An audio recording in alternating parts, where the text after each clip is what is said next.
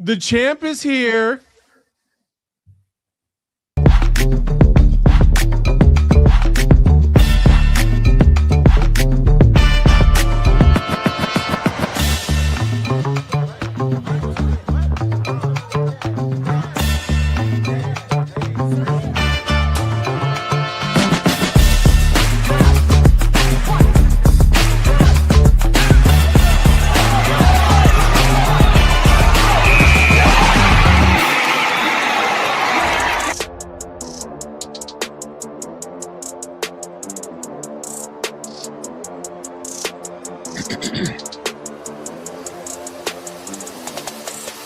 Well, hello, people. Welcome into another episode of McHale Madness, special edition tonight. I'm Saul Bookman. This is Corey Williams, and Corey. We got a special one on tap for tonight because we were able to talk to the one, the only Jaden Bradley, and we'll get to that in a second.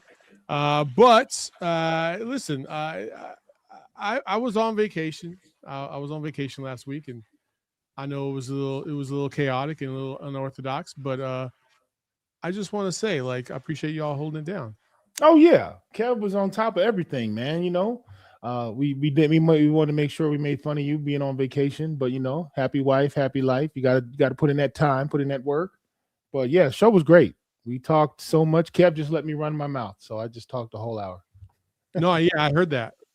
quite a few times. So no, it was all good. No, I think you guys did a great job. And Kevin now has replaced me on vacation as he's celebrating his birthday. So shout out to him. Happy birthday to him as well. So when's his birthday? It was yesterday. Mine's tomorrow. That's crazy. That is crazy. Yeah, my birthday's tomorrow. Wow. No, wow. My birthday's Saturday, not tomorrow.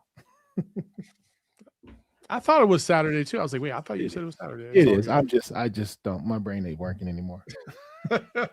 Well, hey, before we get to Jaden Bradley, I do want to talk about just your thoughts on Kansas and Iowa State as we continue to move forward and see what's going on with this team. And now the Big 12 champions officially in the house. Man, I knew we were going to beat Kansas. I wasn't surprised. I was telling everybody Cats by double digits. People were looking at me crazy. They were worried because Kansas beat us. I said, Kansas can't beat us. Kansas received some very suspect calls early in that game that allowed them to hang around. Kansas got 20 points from a guy who never does anything. They played above their heads. It was a home game full of emotion. We were hampered with foul trouble, so we never really got to play a good 10, 12-minute stretch with our real rotation. So I wasn't really worried about Kansas. I knew that game would shake out the way it was. Yeah, it's payback, but I also knew Kansas just couldn't really deal with our post players. And that's exactly what happened when they came to Tucson. It was just, too much physicality. Arizona was allowed to play Arizona basketball. And it was, obviously, Cats at full strength. It's pick your poison time. We're back in the saddle again. I wasn't surprised about that. What I loved the most was the fact that they just absolutely dominated in the paint. I think the first 18 of 25 points for Arizona were in the paint against Kansas. The rest were free throws. It was just they beasted them in every single way possible. And you want to see that from your team that listen, they got a little manhandled in Kansas and they shouldn't have. And so it was one of those things where I was happy to see that they imposed their will. It's funny what happens when Flory Badinga doesn't get 25 points in a game because he only averages 9. So yeah, and he's out there. We had foul trouble. We're playing musical chairs in the post, so he's getting loose and getting all these looks and these dunks, and he's traveling, and they're not calling it. And it was just a bunch of stuff that was never ever going to happen again. And I'm gonna go out and say something right now. People look at me like I'm crazy. First game I think Kansas has. I wouldn't be surprised if they don't get out the first weekend of the tournament. Ooh. They just don't impress me like that. I mean, TCU was in there building up 13. There's a lot of people that went into Kansas and gave them a run for their money. They haven't just dominated opponents. Now, they have some really good wins too. But overall, I wouldn't be surprised if they get popped second time out. It's just they don't seem like killers. They seem like front runners. But that's me saying this on McHale Madness, but once I'm on the ESPN airwaves, I'll be sounding quite different. Kansas is one of the best teams in the country. This is a storied program, rich in tradition, with several players at all levels. Nobody's more dependent than Darren Peterson. One of the most. Hey, you know, Corey goes broadcast when he goes from here to hey, so blah blah blah blah blah. Yeah, when I'm working for the mouse, that's the voice you get. When I'm working for the mouse, it's a different dude. That's true. That is true. Yeah. So anyway, Kansas, they get the dub. Then they followed up with Iowa State. Iowa State was an interesting game because it just never felt like Iowa State had a chance in that game. And I just felt like Arizona really was really manhandling Iowa State. Then they kind of let it slip away a little bit. I mean, if you want to call 7 points slipping away. And then they went on a typical run of death, as they did against Kansas earlier. 2 runs of death. They added another one and just, I mean, mollywopped Iowa. Iowa State had no chance in that game. And it's kind of funny because when you go to Twitter or you go to you go to the streets and you hear what the people say, Iowa State fans, there was a faction of Iowa State fans who was like, but this foul and that foul. And then there was the real Iowa State fans that were like, bruh, did you see us play? Like, we had no chance against that team tonight. What are you talking about? I appreciate. Shout out to the Iowa State fans that know ball. Well, every fan base has levels to it. You've got the fanatics, then you've got the serious fans, and you got the high IQ fans, and you got the real fans who like really dive deep and understand basketball. Let me just back up and say this. I knew Iowa State was going to get their ass kicked. Jesus and his 12 disciples probably wasn't going to win that game in McHale Center Monday night. It wasn't going to happen. Judas could have thrown it. Hey, he might have shaved for us. My point is, senior night, McHale, Jaden Bradley's last game, nah, bro, you're not winning that game. Toby's last game, you're not winning that game. It wasn't in the cards, especially when you're the kind of team that has to shoot threes. They came into McHale Center and they hoisted up 33-point shots and they made 7. And they don't even use their bigs. Their big men are like ornaments. They're like table setting. What do they call centerpieces at a table? They're just there for looks. They don't pass it into the post at all. You're not going to beat anybody unless you can score points in the paint. And I'm talking directly to Cyclone Nation. You have a good team, but the way you showed up in McHale Center, you will get your ass kicked in the second round of the NCAA tournament, jacking up all them threes. The 3-point shooter, Moncalavit, what's his name? Monchelovich or something like that, yeah. Bruh, you can't put the ball on the deck. That's your own personal problem. Every coach in the world is going to guard you the same way we did. So Iowa State, they're a good team. But if they don't start to play different offensively, if they're just thinking they can shimmy, pull up from behind the arc, that doesn't travel on road games and it doesn't travel to neutral site games. So I don't care how good you are at home. After this week, you're not playing any more games at home. So shout out to the Cyclones. I knew they was going to get beat. They came out here. They got beasted in the paint. They were looking for calls, and the team just dissolved into one dribble pull-up threes. And you do that against a team like Arizona, you're going to get cracked. And that's exactly what happened. What's crazy is that, man, I swear the first 4 minutes of that game, actually the first 4 minutes of both halves, I was like, this might be the most physical game I've seen all year. Oh, my gosh. Like, I mean, it felt like literal punches were being thrown to the body by both teams. And then one team was just like, well, we're about that life. How about you? And the other one was like, nah, we're good. And that was it. That was all she wrote. The frantic double teaming and trapping that took place in the opening 8 to 10 minutes of that game, that was their game plan. They had to trap Krivitz, they had to trap Toby, they had to trap Koa, and Arizona missed a ton of threes in the first half. Wide open looks. They were missing jumpers left and right. And I believe I texted you, this is a blowout in the making. As soon as Arizona connects on a couple of threes, it's a wrap because this is all you can do. You can never play one-on-one in the post because our guys will destroy you. So all that energy, all that adrenaline, it's like when I was talking with Kev last week. It's all good when you're in your 20s, but when we get into the 30th minute of the game, 30s, that's when we find out who the adults are. And they had no intention of hanging around that long. I think Arizona reacted well to the pressure because we've seen it all year, like literally all 31 games, we've seen pressure. Every team is trapped or done something rather than just stand there and let us be us. So you're right. Around second half, the energy shifted and Arizona pulled away, and it was nothing they could do about it. shout out to the fans. Both games came with it. They came loud. They came proud. They rose up to the level of the challenge because all they've heard all year was, oh, but Kansas and Iowa State, Hilton Coliseum and the Fog are they're two of the best, two of the best, two of the best. Well, Arizona fans definitely try to make their claim to be one of the best, and hey, they showed out. It definitely had an impact in the game because you could tell the players had a little bit of extra juice. The crowd was juiced up, and the runs of death. Whew, boy, especially the second one against Kansas, 19-0. I mean, 19-0, like, bro, what? When you're in the middle of a 19-0 run, you got to have that one guy that can get to the free throw line. You got to have somebody to settle things down. If your best player has one foot in the NBA, maybe he's not game managing. Maybe that's not the kind of leadership you need. Like I said, they beat Arizona without him. With him, the ball sticks, the offense is raggedy, and I don't know what he's going to give you next week in Kansas City for the tournament. I don't know what he's going to give you in the NCAA tournament. I know that he's positioned to be one of the top 5 picks. That probably won't change. So Jayhawk Nation may get gypped. They may get, what we call that back in college when you used to eat it, Applebee's or whatever, dine and dash, when you just jump up and run out on the bill. I've never done that before. Saul, you was broke in college because I was broke in college. So I know you had to be broke in college. And I was on scholarship and I was broke. So, yeah, I think Kansas may be in for a little dine and dash when the bill comes due in March. We'll see. Yeah, okay. All right. Interesting takes. You listen, we can beat around the bush all we want, but the main story of the night is obviously our interview with Jaden Bradley. He really broke a lot of things down for us.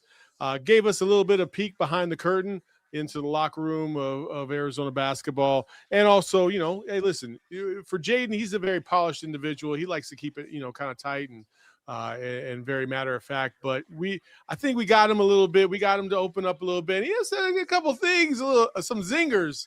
He let a few things go. He did. And I appreciate that very much because that's what we want. We want a little bit of insight into who this person is. A little bit more than we would normally get. So without further ado, your Arizona senior point guard, Jaden Bradley. Welcome to a special edition of McHale Madness.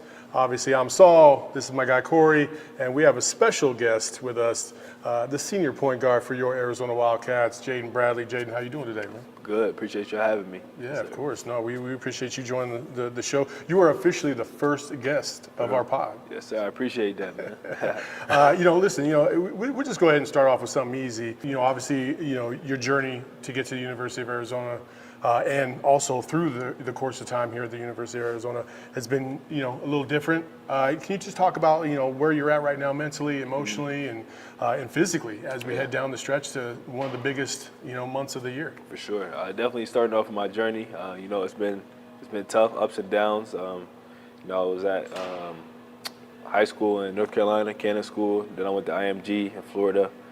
First year was at Alabama, and now Arizona. And I don't regret my journey. I'm glad I'm here. But like you said, mentally, definitely feeling good. Big 12, second year in the Big 12, and winning a championship is, big time. And like you said, March is a big time month in basketball, and I'm just excited for being the guys. So, going back to your journey here, you're here. You've got experience. You've played a lot of different levels. Now, yes, sir. Let's go all the way back. Yeah. Before the season gets started, before the Florida game, 60% of your lineup are freshmen. Yes, sir. What did you tell the freshmen before everything got started? What was your advice to them? What would you tell them? We got a different kind of group of freshmen. We got Koa, Braden, Yvonne. I can keep going. Dwayne, missing a few, but I know the freshmen, but they're mature. They don't carry themselves like freshmen, but I was just telling them go out and play. Have no regrets. Go out there, play confident. Here for a reason, and they've been showing that. It's kind of crazy when you talk about somebody's path, but I always want to go back to kind of where he was at. Yeah. Actually, way before that. When was the first minute you knew, like, oh man, I'm a little different than everybody else? Mm-hmm. Me myself, I'm not sure.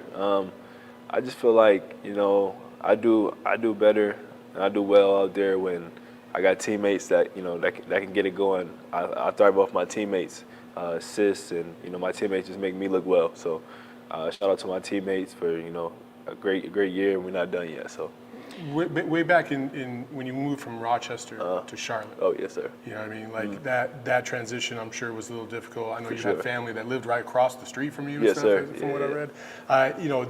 You became Gatorade Player of the Year in North Carolina, but we all have our thoughts about certain places of the country. When you went from New York to North Carolina, what was that transition like? What did you think about North Carolina before you found out what North Carolina was all about? Yeah, it was definitely a tough transition. Nobody wants to leave home.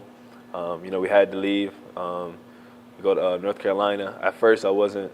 I was against it. Didn't want to leave my friends, family. Like you said, I had my cousins literally live right across the street from me.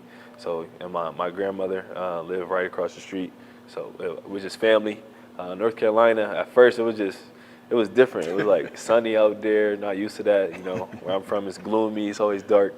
But as I adjusted and met more friends and family, and it was another home for me. There's a lot more hoopers in North Carolina than I think people realize. No, right? for sure. Yeah, they call it the Hoop State. Yeah. Yes, sir. So we talked about when you knew you were special. Yes, sir. But I want to go a little bit deeper than that. Yes, sir. Real hooper. When was the first time you gave Pops that work and you beat him in one-on-one? That's every hooper knows that day. So tell me about that day. My dad, he don't really play us. Me and my older brother, we usually in the backyard playing against each other. But the last time I remember playing my dad, he usually don't play us no more. He probably just go up there, have a little free throw competition or something like that. How old were you when you beat him? Last time I had to be, I don't know, under 10 for sure. He doesn't play it. I got to talk to your dad. My Pops held on until I was like 11 or 12. You got him at 10. That's what's up. He stopped playing us in basketball. So, keeping in mind with the youth and all of that, I had a chance to interact with you over the last couple of years you've been at Arizona. You seem to go above and beyond when it comes to kids. Yes, sir. Where did that connection and that motivation come from? Just growing up in Rochester, I was involved in kind of the Boys and Girls Club, deeply involved in their after-school programs, reading, just all that stuff. The Biddy Ball, it's called Biddy Ball. It's like a little basketball league out there. So when I moved, I just wanted to stay in touch and give back because people, when I was in that, when I was little, younger, people gave back. So, I'm fortunate in the platform I have now. I just want to give back, and that's something big me and my family do. So. When you look at some of the ups and downs, and you're thinking about let's just say we all have struggles. We all go through moments where we're feeling a little down or whatever. Who are those people in your corner that you constantly go to, and how do they help you navigate those situations? For sure, definitely got a big corner. My parents first of all, my brothers, my two brothers. I got my trainers. I got a trainer in Rochester. I got a basketball trainer in North Carolina. I got my other trainer, off the court trainer. He comes down here a lot. I got a big circle I could talk to, my friends, my family members. So shout out to those people, because like you said, it's definitely rough patches within the season, and I can reach out and they're always giving me confidence and all that stuff. So I noticed this maybe last season. Yes, sir. I watched. You have what I call the Kawhi Leonard face. I can't tell what the score is by looking at you. I can't tell if we winning, if we losing. I can't tell if we had 5 buckets in a row or 5 turnovers in a row. That expression, it makes people think of your mind state. Yes, Can you share what your mind state is, highs and lows, how you always try to just be in the middle? As a point guard, like you said, people, when times get tough and stuff like that, especially for freshmen and stuff, they they look up to the leaders, the older people. And if they look at you and you got a panic face on and like you're nervous, they're gonna be nervous. So they look at me, like you said, I'm steady, and I've just always been like that. Never get too high, never get too low. But after the game, after the win, kind of celebrate with your teammates. But during the game, I try to not show emotion, just go out there and give it my all, no matter what the score is. Speaking of that, your first year here at Arizona, it was. You were coming off the bench and you were contributing, but I still think a lot of people didn't really know who Jaden Bradley was, what he was all about. For me, it was the Clemson game in the tournament. Yes, sir. I was fortunate enough to sit there as press courtside, but I just felt like watching you out there on the court, everybody wants to win. For sure. But you were the only one, in my opinion, that was like just trying to will this team to victory, much like Caleb was trying to do last year against Duke, right? For sure. And in that moment, was there a kind of a transition to the next phase of your career in going into year number two, where you felt like, all right, yeah, I proved myself, I proved that I belong, and I proved that I need to take ownership of this team? I feel like I kind of didn't prove anything that season. Like coming off the bench, excited for my role, little stuff I can do to contribute to help the team. But after that, I knew we had some guys leaving, seniors graduating, people transferring. So I knew I had to take a bigger step in my role as a team, and just really grind out off season and work, and so I can contribute to the team next year. And like you said, I've never been past. That was the Sweet 16, right? Yeah. Never been past one to this day. So I'm gonna do everything I can to help Arizona basketball, get past that. So, assuming right now is the high, you and Coach Lloyd kind of connected. I don't see y'all talking a lot during the game because everything's understood. Yep. But let's talk about when you first got here, Yep. and maybe some of the low points of getting on the same page. For sure. What were those moments like when you first were young and getting the script? For sure. We definitely, me and Coach Lloyd definitely, and other players definitely, had our moments. What was that, last year when we started off rough? It was like 4-5, 4-6, something like that. We had meetings probably like every day for like 2 weeks. So just trying to get on the same page, trying to connect, and like you said, me and Coach Lloyd, you don't see us talking that often on the court. I feel like we just kind of understand each other. Shout out to the assistant coaches as well too. They had their back, and I feel like we all on the same page. So we really don't need to communicate that much during the game. So. When you're going through a rough stretch like that, and luckily for you guys, you didn't really have that this year. The two-game losing streak, though, when you've won 23 in a row, can kind of mirror a little bit of that. What'd you do after that loss to Kansas, and you guys are kind of like on your heels a little bit, and then the injuries and illness started fading in the locker room? How were you able to get everybody and keep everybody together, knowing that it's never going to be perfect? No, for sure. The whole time, we're winning these games. I'm excited for our group, but in the back of my mind, I was always like thinking like, well, when is our adversity gonna hit? Like, when are we gonna? You don't want to lose a game, but it happens. So I was just thinking like, all right, when we lose a game, how are we gonna bounce back? But we lost 2 in a row. But like this year, we really built our culture. From day one, outside of basketball, just knowing people how we are as a family, and knowing other people's family history. So I feel like it's deeper kind of than basketball. And we had meetings after these losses, and I feel like Coach Lloyd, he did a great job. He was like kind of excited, for those losses, and see how we bounced back. And we did a great job, and testament to Coach Lloyd and the culture and the guys. And it just shows how connected we are. Just to piggyback on that, he was asking about the freshmen earlier. Yeah. Their DNA is a little bit different, obviously, and all the 3 that are in the starting lineup are all winners. Yvonne won a championship last year, so did Braden. Yep. Then Koa, obviously, the 4-time state champion, the gold medals and all that stuff. How much did that help in not having to reset as the mentality from a normal freshman to what they are? No, for sure. Like you said, they're winners. They're used to winning, so a couple losses is not going to faze them. They have winning habits, winning culture. And Coach Lloyd, he recruits winners, and that's something that we've been doing. And after those losses, we were able to kind of find it again quickly. So you're the point guard of what I believe, and I think Saul agrees, of the best team in the country. Yes, sir. You're surrounded by nothing but pros, guys that will eventually be pros. Yes, sir. You decide where the ball goes, but you also have to decide when you shoot. Yes, sir. We refer to you as the closer because you do that. Yes, sir. Talk to us a little bit about what it's like when you decide to spread that thing out or call your own number and shoot it yourself. Yes, sir. It's kind of not in the moment. It's kind of preparation, the game plan, depending on who you're playing. So, for example, Iowa State, we know that they're aggressive, crazy aggressive defensive team.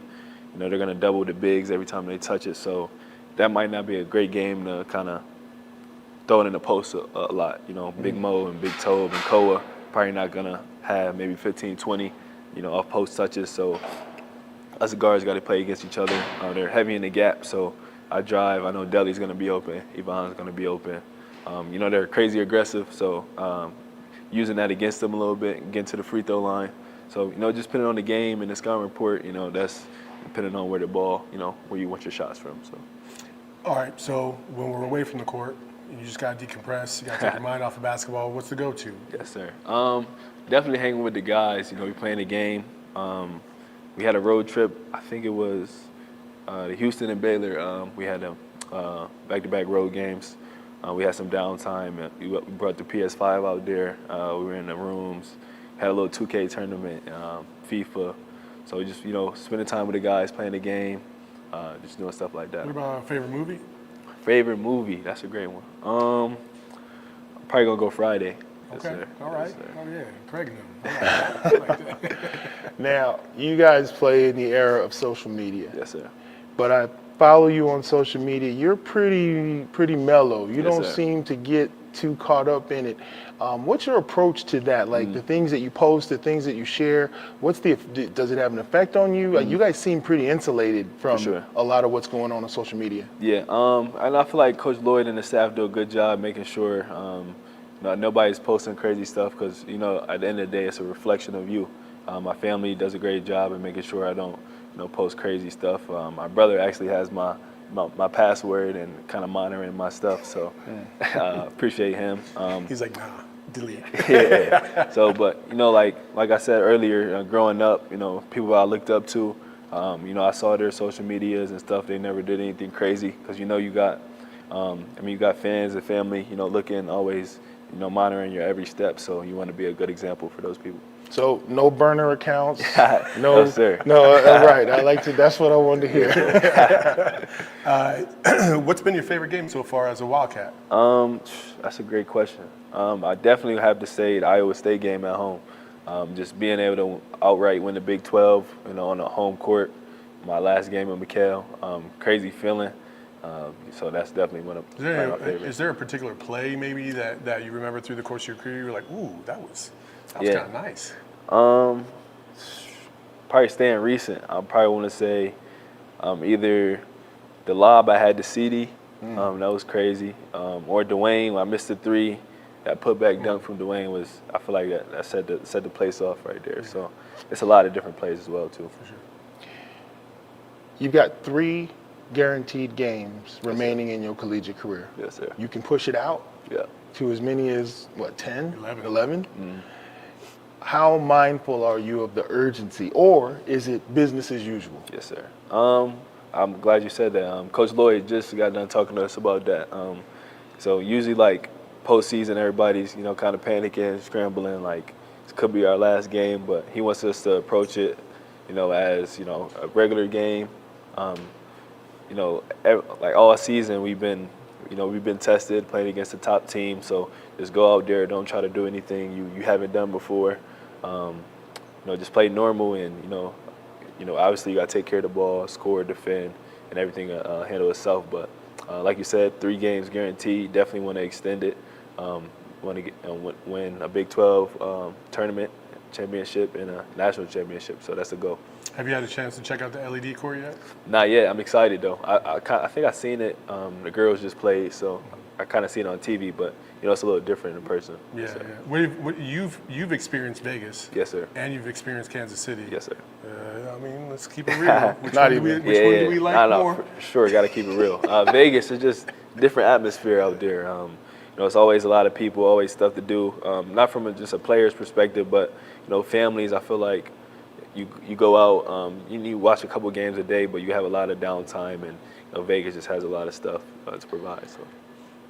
Arizona's forever going to be point guard you. Yes, sir. You have now joined a list of amazing point guards that have played here, and I have one question for you to Yes, sir. let the people behind the scenes. What do you say? Because this is going to determine where you are. What do you say when somebody messes up one of your dimes? Because that's how we run. Yeah. I played with some dudes, so I'm just curious. Yeah. Like, are you? What's your response? For sure. I really don't respond, but recently I've been on Koa. I didn't say the name names. But go ahead. I've been on Koa messing up my lobs. It's on me too. He say I throw bad lobs Okay. as well. All right. I've been on Crevis messing up some of my assists, but those are great guys. They get fouled a lot, so I know it's it's not purposeful. But I'm gonna tighten up my lobs, Koa. I'm gonna tighten up my passes, but You heard I it need here. to finish. We'll balance it out for you. For everything, for those types of actions that maybe not work out, there's probably a couple other times where you guys help each other in situations where you're like, ooh, I almost messed that up. Yeah, for sure.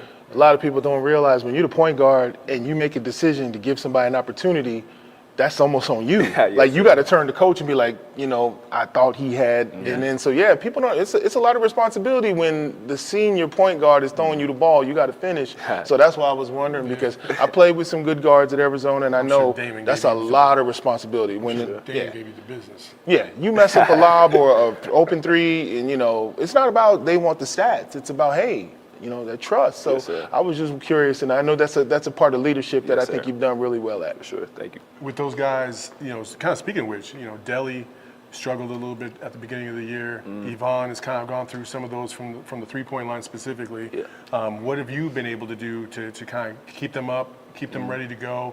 Because Delhi's obviously come on of late, and I'm sure Yvonne will as well as you guys move forward.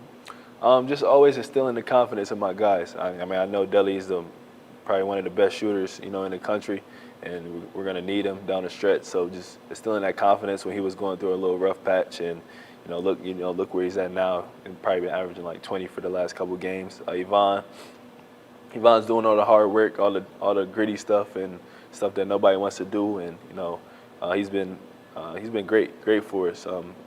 He does the stuff that doesn't show up on the stat sheets. He probably won't have, I'd probably say like 6 points, but he's guarding the best player. He's getting the rebounds. He's diving on the floor, hyping up the crowd. But just instilling confidence in those guys because our team is so talented. It can be a night where it's not my night. It's Braden's night. It's not his night. It's Koa's. It's Deli's. It's Vaughn's. So we're always happy for another man's success.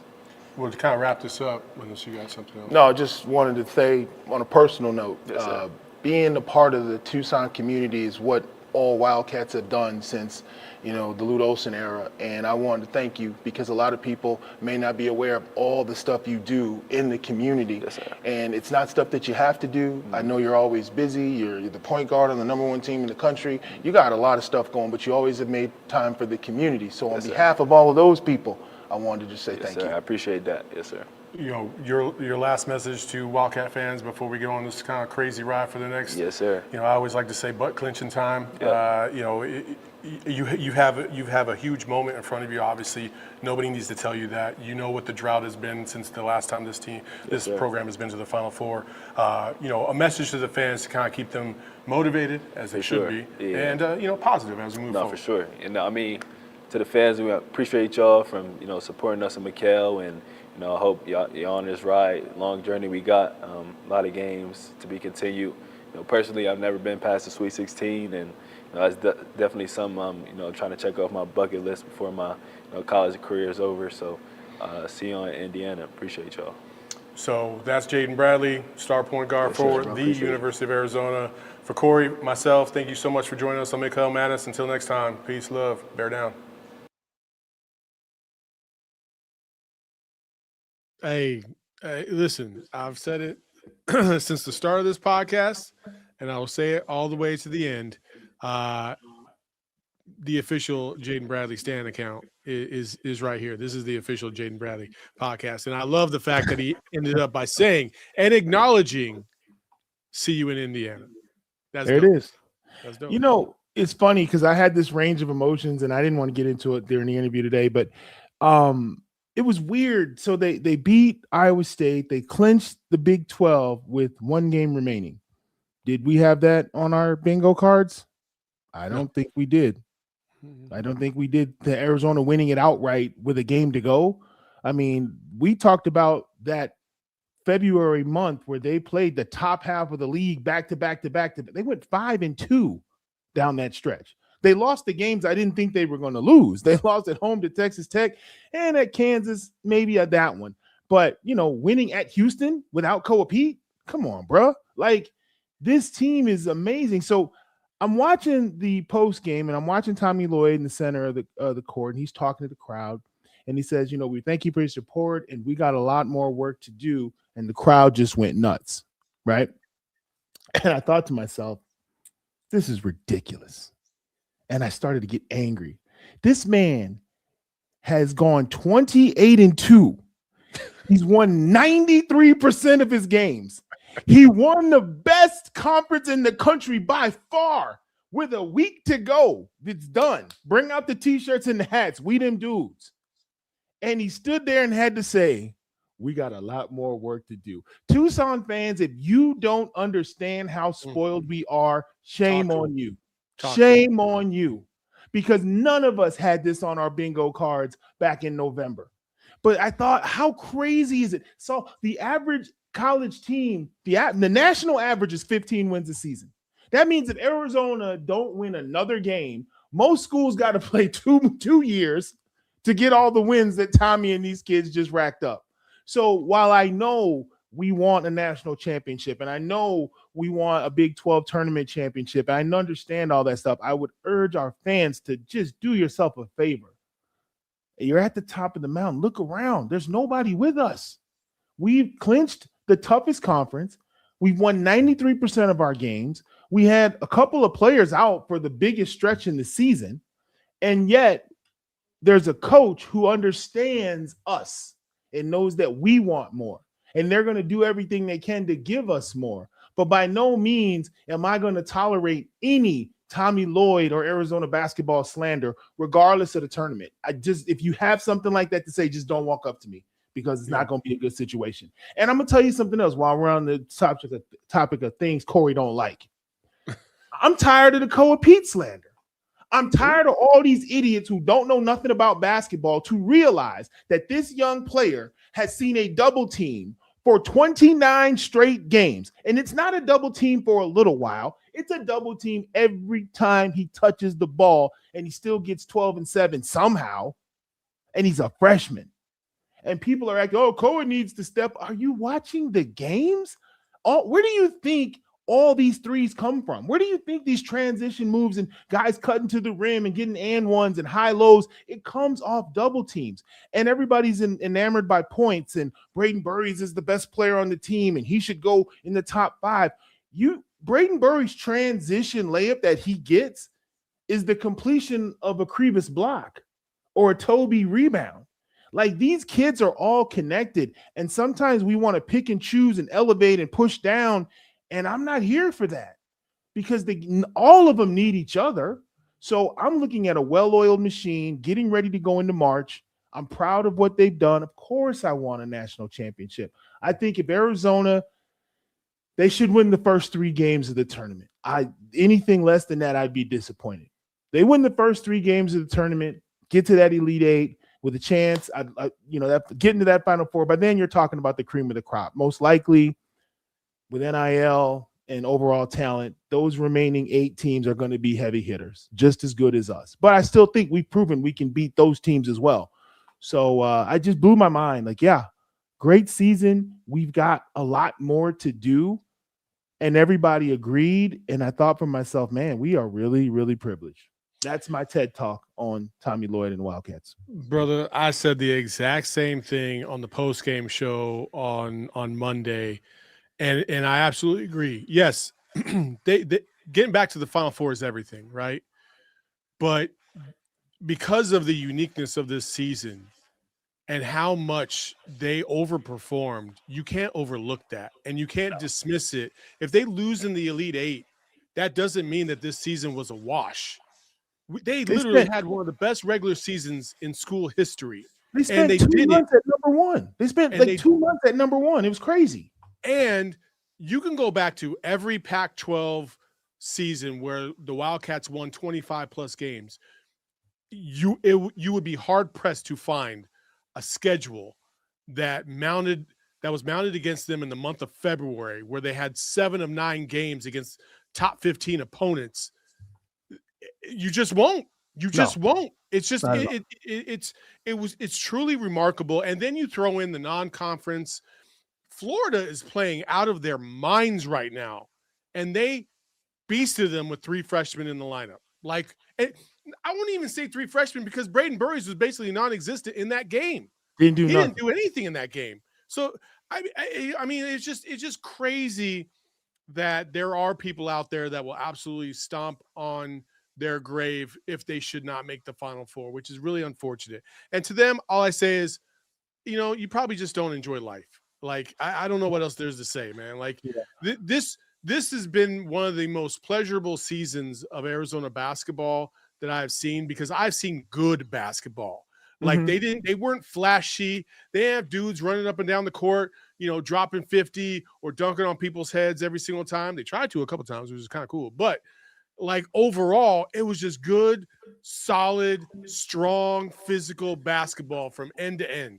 And I loved it. I loved every part of it. And so I hope these guys get to achieve their dream of making it to the Final Four, potentially winning a national championship. Lord knows this fan base deserves it. We've been so close so many times since then. But, man, I'm definitely not going to look back and feel any type of way negatively on this season if they should fall short. I agree. The 3 games, they got to win this. They got to get past the Sweet 16. They're too good of a team to not get past the Sweet 16. Yeah. And honestly, Arizona at their peak, I just don't see how anybody can beat them at their peak. Now, what I will say is, because it's the tournament and because you never know what's going to happen from one game to the next, and we know that as well as anybody, Wildcat fans. We've seen the Wisconsins of the world that had no business beating us in the Elite Eight, beat us in the Elite Eight. Like, they just didn't have the talent we had. But they found a way because they were on that night and we weren't. That's just the way it goes sometimes. That's why when you get to the Elite Eight, I'm not going to lose any sleep if they should fall short. I'll be sad for sure, but I'm not gonna stress, and I certainly am not gonna fail the players on myself, because they did everything that they could. 28-2 is phenomenal. They probably end up 29-2 by the season's over. Just a remarkable year all the way around. Yeah, and I'm going to say something that I've never really talked about publicly. I've said it a few times in my day, but this is just the way it goes. Every team I played on at Arizona, all 3 teams that I played on at Arizona were better than our 94 Final Four team. All 3 of them. If those teams played the 94 team, they probably beat them by 15. But the 94 team had it. We had that sizzle. We had that factor. I don't know. I wish I could tell you what it was. But we had a mission. We had a togetherness. We had that special thing you need to go win 4 games at a neutral site. And for Arizona, they don't ever have to leave the West Coast. So there's no excuse for our fans to not travel and make the first and second round home games, make the third and fourth round home games, so that we do get to the Final Four. So I won't say everything's stacked in our favor because it's the tournament, but I just think, man, stop and smell the roses and realize that not only are we kings of the Big 12, not only are we the number 1 or number 2 team in the country, we're eating filet mignon right now. I've done a lot of games for ESPN. I've been to places where they're eating ramen noodles and cheeseburgers and cheese and crackers, and they calling it a basketball program. They wishing they was eating as good as we are. So proud of Tommy Lloyd, proud of the kids. Just not enough to say. Our next interview, who we have to get, because he doesn't ever talk, we got to get Tobe. We got to figure out how to get Tobe. That'll be a 2-minute interview. Tobe is actually very, very eloquent. I know he is. I know. I've talked to him on several times, but he just doesn't really talk a lot. But when he talks, he makes a lot of sense. Smart kid. Yeah. Sure. Yeah, absolutely smart kid. So again, shout out to Jaden Bradley for taking the time today to do that. Awesome. Shout out to Nate Weekers. He's our guy behind the scenes for Arizona basketball that makes these things happen. So we do want to give him some love. I'm already getting texts, Corey, from some people saying that interview was dope as F. Oh, if you will. So Saul Bookman Productions. All I did was show up. Saul and Kevin on the camera work. We gotta give Kev some love. It was his birthday. It was his birthday yesterday. Today he's down in Tucson. He wanted to vibe out with the girlfriend. Stood us up for lunch. Corey invited him to some barbecue. Put a picture of the barbecue up, Salt. Yeah. It was fantastic. And he was like, nah, he came, produced the show, and then he bounced. And then the homies back at the PHNX studios, and Damon and Noah picked it up from there and took it and ran with it. So we do appreciate all that. So we will have that full interview in isolation as well tomorrow. For those of you who didn't, want to recheck it out, so it'll be fun. But before we wrap up, Corey, you're on the road for West Coast Conference basketball next week. Big West. So we will have a show on Tuesday for Mikhail Madness. Now, whether Corey's a part of that or not, TBD. We might have to get a substitute. We'll see. But it's a big opportunity. We won't get too much down the road because the tournament's next week, and we don't need to really preview that. Colorado, how would you approach Colorado tomorrow? Obviously everything's in the bag for Arizona. Tommy says nothing changes. They're going to still do what they're going to do. I feel like, that might be true for about a half. And then after that, let these dudes, get some rest, relax, and just coast to the end of the season. If they win or lose, does it really matter? No, you gotta go. You gotta go ahead and finish the job. You can't give away a win. You're not that good. You're not load management good. We're not pros. I would do business as usual, because I can tell you this. One of the reasons I feel to this day that we got bounced early in my freshman and junior year was the coaching. That's a Bradley right there. There's just so you know. There you go. Yes, sir. When the coaches act different, the kids act different. And Lute would sometimes, he'd get totally different when the tournament ran around. Practice was different. Everything changed. The moment the regular season was over and we got into the NCAA tournament, and right after Selection Sunday, we would come to practice and he was wearing different clothes. He was talking different. He was acting different. And then we subconsciously started to behave differently. And I think we heaped a lot of unnecessary pressure on ourselves. So if I'm going to Colorado, bang them, close them out, get it done, show no mercy. If you can beat them by 20, beat them by 20, because you've been preaching all season, all gas, no brakes. Why would you stop now? If you're in our way, if you're in our way, you're a problem. That's just, what I'm saying? That's just got to be the mentality. And the truth is, yeah, we won the title our second year in the Big 12. Hooray for us. But wouldn't it be nice to go to Kansas City and smack everybody in front of all those people at a neutral site and really double stamp that dominance? So, yeah, we're going to Kansas City. Is it the NCAA tournament? No. But let's go on and show people what's happening. Because some of these people, you played us at your place. Let's play on a neutral site. Fine, let's play here. The Hooper in me wants all the smoke. I'm like, we beat you at the crib. We'll beat you here too. Oh, you wouldn't have beat us if we didn't have that one call, or our one player didn't play, or okay, well, fine. See you in Kansas City, bro. Like, I'm up for all of that, because all of this is pretense for the tournament. So I'd say Arizona full steam ahead, smoke Kansas, and try to win the tournament. And then on Selection Sunday, find out who your next victim is. Yeah. He said what he said. I completely agree. We should absolutely play Colorado hard. And then on top of that, the tournament, I think, does. I was on the fence of, like, does it really matter if they win or lose? No, these guys want to win it. I know they want to win it. And in addition, if you've looked at the scheduling for the tournament, they wouldn't play till Friday. I mean, that's 5 days off in between the tournament and your next. Like, there is no excuse. Like, what else you got to do? It's Friday. You ain't got no job. You ain't got to do. To quote Friday, like Jaden's favorite movie. There you go. So listen, I'm about it. I do want to go back to a couple things that he said in the interview, though. I love the fact that he talked about how sometimes behind the scenes, Tommy and the players will butt heads, or they will have heart-to-heart meetings when things are going bad because they need to. I love that perspective, especially last year when they were 4-5. They were struggling. They had just lost to UCLA. Things were not looking great, and they got back to business right after that. They started winning games. They started off the Big 12 really strong, solid. And then I actually do love it's not a loser's mindset. And you can't have a loser's mindset if you only win games, especially if you're 28-2. Anticipating adversity. And when I heard him saying that, I thought, like, to be successful, sometimes you have to anticipate bad things along the way, and how you would react to them to help set yourself up for success, right? I think about in the military, right? When I was a drill sergeant and we would have 60 kids show up every 9 weeks. I don't know where they came from, all over parts of the country. I don't know who's been physically fit or not, but we always had a physical assessment. And inevitably, during that physical assessment, somebody would pass out.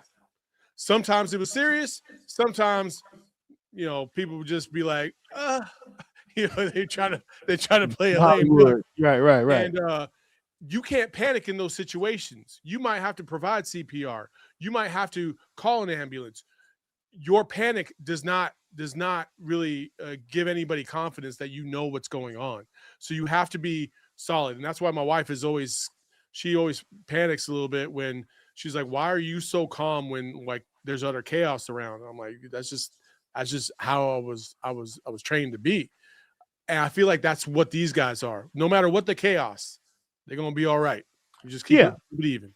And I think it goes back to him having a strict 8-man rotation from like the second week of the season. Like, these are the 8 guys that you guys are going to have to figure it out because you're all in the same boat. I'm not going to sit up here. I don't want you looking over at me in crunch time. I don't want you asking me what to do after 2 back-to-back turnovers. I want y'all to know inherently what to do. So I'm going to leave you guys out here so you all get comfortable in your roles and you all are prepared for adversity. Because like you said, it's all about the reaction. Bad things happen. Your reaction dictates your success. Everybody has a little rainfall in their life, foul trouble, injuries. All that stuff's going to happen. It's college basketball, shooting slumps. We've seen it all. But what you've never seen is one of these guys break away from the pack. You've never heard the crazy soundbite from a kid saying he was unhappy. You've never heard a coach sub in his players in a press conference talking greasy about him. Like we hear all the time. Every week there's a new head coach in his post game talking grimy about his kids. Tommy didn't do that. Shout out to my parents. They've been married 57 years because communication is key. If Tommy's having all those meetings with his guys, that means the communication lines are open. But more importantly, ideas and things are being exchanged. Nobody feels threatened, and there's a lot of trust in that locker room. And when you have a lot of trust, the other team has zero chance of shaking you up. They can't make you turn on each other. They can't make you play selfish. They can't make you step outside the team scheme or the team strategy because I'm locked in with my guys. So to all that, shout out to Tommy Lloyd and this team for staying connected, communicating, not turning on each other. And like Jaden said, lots of communication because, Tommy knows more basketball than they do. But that's not the point. The point is, what do you think? What do you see? What do you feel? And then as the coach, bring it to me. I'm going to sift through it, change it around, and tell you how to be successful. That's the exchange. I want to hear what you see, what you think, what you feel, what you're going through, and then I'm going to coach you to being better for us. And a lot of coaches, quite frankly, can't do that. They're so stuck on flexing power and running the team and running their system and being a disciplinarian that the kids feel lost. And I'm not giving an excuse for the insane transfer portal numbers. That's just kids being selfish. But being able to hear what your kids have to say, honor it. You don't have to do it, but having that communication, I think that's the reason that this Arizona team is as close as they are. Absolutely. Absolutely. Before we get out of here, I just want to acknowledge 2 things. See my Wilbur? You see his Wilbur? Oh, right there it is. There it is. It took me like a year to get the pointing right, Corey. I'm all messed up. Shout out to Sheila Chavez, as always, for the love on that. Finally got Corey his bobblehead today. Yeah. And you mentioned it, but Mama and Papa Williams got to listen. Kevin missed out big time. What? Because the stories that were told at barbecue today, man. Hey, second to none, baby. We meant to get them a second. you got the dopest parents, the sweetest parents in the world, man, for real. I'm blessed. Thank you. You know, and so like it was really cool to sit there and listen to the stories about how they even met. Which, ironically speaking, they have been married as long as my wife's parents have been married, the same month, the same year. That is crazy. That is crazy. So I learned that today too. So appreciate everybody for showing up. So many of you were showing love in the chat. Thank you so much for watching us. We do appreciate it. Shout out again to Jaden Bradley and the University of Arizona basketball program for making that happen. We do appreciate that. And you know, you can follow Corey at College Corey on social media. You can follow me at Saul_Bookman. You can follow the show at PHNX_Wildcats. What you got, Corey? One last thing. Shout out to JB's parents, because as an older person, when you sit down with a young man like that, you know immediately what was poured into him. So he comes from great people, and they should be proud. I know they are proud, but you know, I know a lot of people compliment him, but shout out to his parents for raising a wonderful young man. Absolutely. Hey, absolutely. Listen, that guy went through it. I always like to use the reference. He was like Andy Dufresne in Shawshank. He crawled through 500 miles of shit to come out clean on the other side. And mate, what do you say? Get busy living or get busy dying? Clean is a 28-2 record in a Big 12 championship, and who knows, maybe even a national championship down the road. We do have a super chat real quick, $2 super chat from AZ Cats G 7163. Thanks for the interview, guys. Great job. We do appreciate the love. Make sure you hit that like button, subscribe if you haven't already, and if you're listening to this on audio, give us a 5-star review. We'd really appreciate it. Until next time, folks, we love y'all. Bear down. Peace. We all silly like the mayor.